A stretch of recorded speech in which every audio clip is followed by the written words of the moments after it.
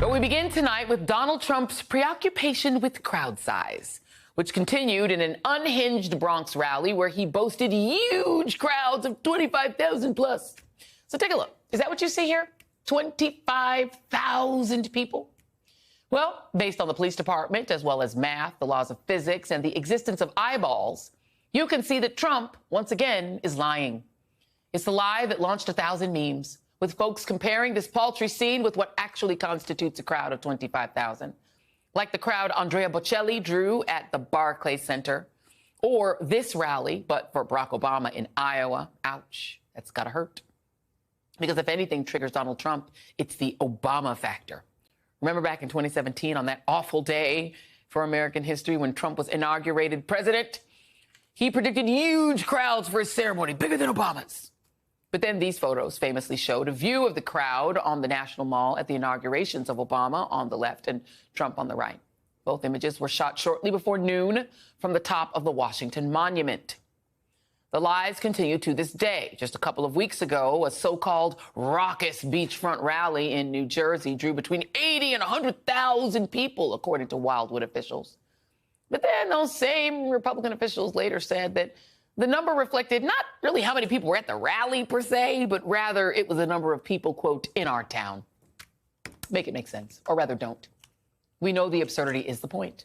This is a thing with Donald Trump, an overinflated sense of self and an orchestrated lie to make him seem bigger, better, more popular, admired, and well-received than he actually is. You know who else does that? Dictators, knowing people will just believe any narrative that they are fed. And we know this about Donald Trump. But this is also about the media taking the bait, with reports on Trump's crowd size snatching all the headlines. This is a call for some good old-fashioned shoe leather reporting.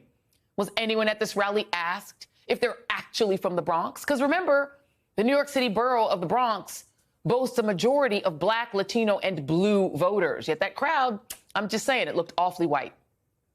The strategy is to convince America that Black and brown folks are the Americans who are really, really into Trump. But as Trump was lying on stage, this is what actual New Yorkers were saying on the ground. Nobody who is authentically from the Bronx is willing to co-sign hatred and xenophobia and misogyny and all of the things that this guy represents. Let Donald Trump know that he is not welcome in the Bronx. Do you think there's any people you know in the Bronx or friends that would consider voting for him? No, I don't know anyone that consider voting for him. Doesn't quite fit Trump's narrative, does it? And think about it.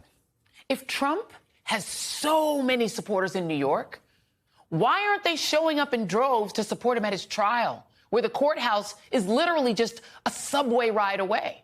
This is Tuesday, one supporter. Usually there are none. Trust me, I've been there. And to top off this tomfoolery, Trump floated Florida Congressman Byron Donalds as a potential vice presidential pick. Donalds, who backed Trump's lie that Biden authorized the feds to take him out, that guy, the one Black guy that Republicans love to roll out as fake proof that Black people, the Blacks, are just MAGA. They're MAGA. It's a joke, and just as credible as when they pretended they were going to make that guy Speaker of the House, because they weren't going to do that either. Joining me now is Michael Steele, former RNC chair and co-host of The Weekend on MSNBC. Michael Tomasky, editor of The New Republic, and Clay Cane, host of The Clay Cane Show on Sirius XM and author of the New York Times best-selling book, The Grift. We were on the list the same time. We were. Let's talk about this, because, look, this particularly bothered me because my godmother, my Jamaican godmother, lived in the Bronx. That is where I lived after college. You know, I'm an orphan, so after that, I went and lived with my godmother. So I lived in the South Bronx. I know what the South Bronx is like. I know what the South Bronx people are like. That ain't it, what they were trying to show. They're trying to use this location and this little crowd, which they inflated, to try to make it look like it's Black and brown people that are Donald Trump's base. Does it irritate you as much as it does me? I've been in the New York City area for almost 25 years, and talk about pandering and lies. To quote Aretha Franklin, lies, lies, and more lies. I mean, he's in the South Bronx, but the BX is not there with him. There was local news reports talking about that people just were traveling there from Pennsylvania, Tennessee, so on. And it's silly. And then I think about to show us how he cares about Black and brown voters, he brought out two rappers who have been accused of murder. That's what he thinks of us. And this year marks 35 years since he accused 5 black men of being rapists in Central Park and called for their execution. That's right. This marks 35 years since he put out that ad in the New York Times. And Yusuf Salam, who is now a city councilman, represents a district not far from there. So he thought that those kids were garbage. He wanted them dead. That is the guy who, even anybody black like Byron Donalds, who, by the way, is from Brooklyn. He's from East Flatbush, Brooklyn, like me. His family is Caribbean American, like mine. He knows better than this. I grew up around the time of the Central Park Five. I know what Donald Trump is. That's why I never even watched The Apprentice. Anybody black that knows anything about Donald Trump thinks the way I do about him. That's why he got, 10% in New York or 20% when he ran here. New Yorkers don't like him. Absolutely. And we've been telling, when he was running for office, we were saying, trust New Yorkers, tell New Yorkers. Come on, we try to tell you. And Byron Donalds, why isn't this brother in D.C. getting work done? Why isn't he in Florida in his actual district? Go back to your district, and you're not going to be Vice President, Byron. Same way he pretended they were going to make me Speaker. He was on our show trying to convince us of that. They rubbed his head.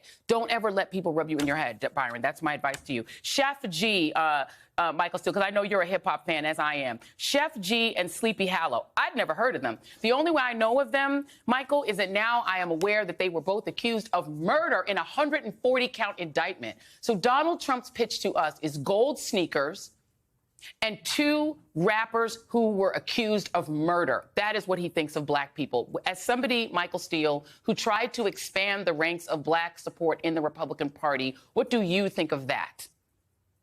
Well, it's an embarrassing affront to all the work and effort that African Americans are trying to create within their community and trying to get people to pay attention to the young African American boys and girls who are working their way through schools, who just graduated from HBCUs at this year and from major institutions to set a course for themselves of the American dream. So as a presidential candidate, you want to remind us that we're nothing more than rappers with 140 felony counts against them, including murder. Oh, by the way, we're going to save you on your cigarettes because we know you like smoking those cigarettes and wearing those sneakers. It's all been a lie. It's all been portrayed in a way, and this is the part that I find the most offensive, when members of our own community promote this crap. Come on. And don't speak honestly to it, Byron. That is a problem.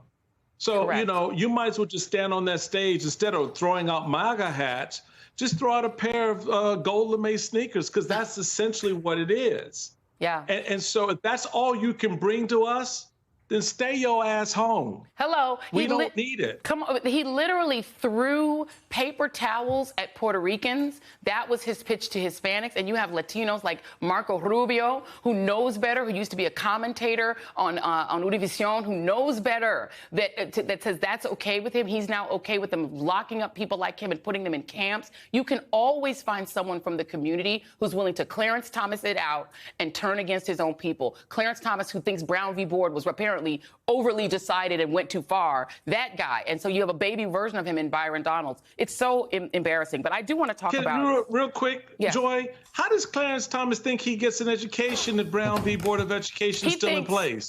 Some goodly white person, a goodly white billionaire will help him. I mean, I think he really does believe in the largesse of a goodly white rich person, and that will always save him. So he thinks he's fine as long as there's a goodly white billionaire. He doesn't care about anyone else. I mean, I got to bring Michael Tomasky in here, because you wrote a really good, there's a great series in the New Republic, which I hope you guys will all check it out. Because the other piece of this, Michael, is the media. The media has got to stand in the way of fascism here. I know they don't want to take a side, but here's a piece from your series. Your series, it was what American fascism would look like. Talk about the media's responsibility here, Michael, in terms of the way we talk about this stuff. In terms of the way we talk about things like, did he get a massive record crowd of black and brown people in the Bronx? Yeah, we're way past the time, Joy, when we can do this side and that side kind of journalism when it relates to Donald Trump, or the kind of journalism that says, well, this side says this and that side says that, and who knows, the truth is probably somewhere in the middle. That's a traditional approach to objective journalism. We can't have that. Now, I'm not saying that the media should be shilling for Joe Biden or apologizing for Joe Biden or trying to see to it that Joe Biden wins the election. No, absolutely not. However, the media does have to be standing for the values of democracy and the values of the republic that we live in and that we've been trying to perfect for 250 years, and against values that would attack that.